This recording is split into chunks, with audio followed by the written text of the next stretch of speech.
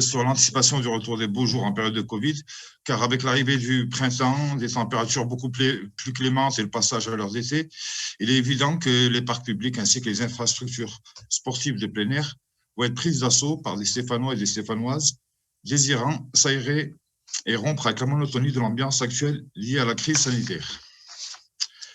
Face à ce légitime besoin de faire du sport et de prendre l'air dans les espaces de verdure dédiés, notre collectivité doit être en capacité de gérer cette situation et de prévenir tout débordement. Aussi, nous voulions vous demander, monsieur le maire, si vous aviez anticipé ces futurs rassemblements, notamment sur les infrastructures sportives, par le déploiement de moyens matériels et humains nécessaires. Si oui, quels seront-ils?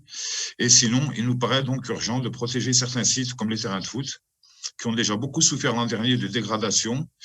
En effet, en l'absence de personnel municipal et des activités des clubs qui les occupent habituellement, ces infrastructures s'avèrent encore plus vulnérables aux occupations non encadrées.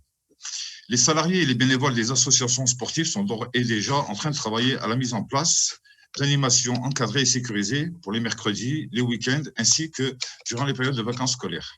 Aussi, l'action municipale pourrait être menée en lien avec les différents acteurs associatifs et sociaux de chaque territoire. Hors des terrains sportifs et grands espaces verts, les places et les rues de notre commune auront elles aussi besoin d'être animées. Les acteurs du secteur culturel pourraient ainsi être utilement mobilisés pour proposer des animations déambulatoires pour prévenir tout rassemblement de masse en un point fixe et de la médiation culturelle en plein air pour remettre de la vie dans nos quartiers. Enfin, se pose la question des déchets dans les espaces publics. De nombreux citoyens signalent une nette dégradation dans les parcs, les squares et autres lieux de promenade. Et il s'agit certes de gestes d'incivilité, mais il s'ajoute au sentiment aussi d'abandon que ressentent les habitants de certains quartiers, qui ne comprennent toujours pas, par exemple, qu'en pleine crise sanitaire, autant de masques jonchent encore les sols. Face à cela, nous vous avions d'ailleurs proposé de mettre en place une filière de collecte et de recyclage des masques.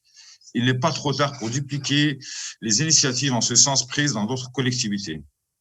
Pour résumer, nous voulions savoir, monsieur le maire, ce que vous prévoyez comme plan d'action pour prévenir et accompagner l'évolution des habitudes de nos concitoyens dans l'espace public avec le retour des beaux jours à venir.